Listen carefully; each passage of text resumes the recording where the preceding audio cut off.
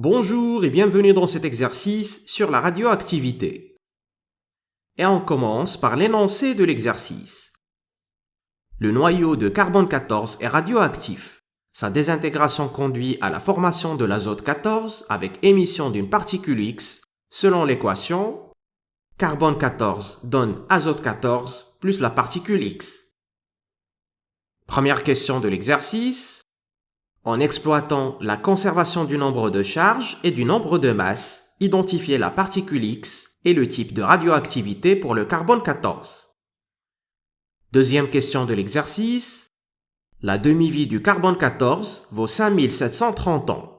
Au bout de combien de temps l'activité A d'un échantillon de carbone 14 correspond au cinquième de son activité initiale? Tu peux mettre la vidéo sur pause et tenter de trouver les bonnes réponses. On revient pour la correction dans 10 secondes.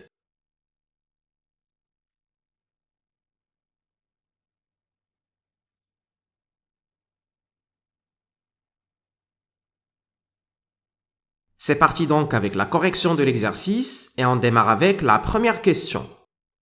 D'après la conservation du nombre de charges, le numéro atomique du carbone 14 correspond à la somme des numéros atomiques de l'azote 14 et de la particule X. On a donc 7 plus Z est égal à 6, et du coup, Z est égal à 6 moins 7, ce qui vaut moins 1. D'après la conservation du nombre de masses, le nombre de masse du carbone 14 correspond à la somme des nombres de masses de l'azote 14 et de la particule X. On a donc 14 plus A est égal à 14, et du coup, A est égal à 14 moins 14, ce qui donne 0.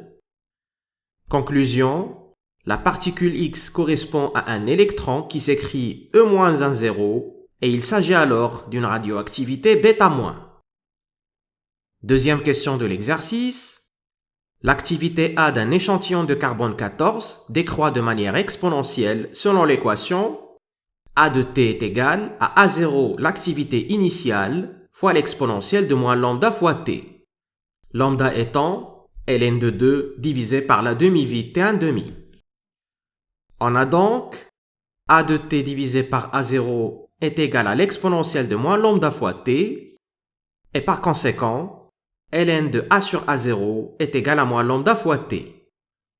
Soit donc, le temps T est égal à ln de A sur A0 divisé par moins lambda.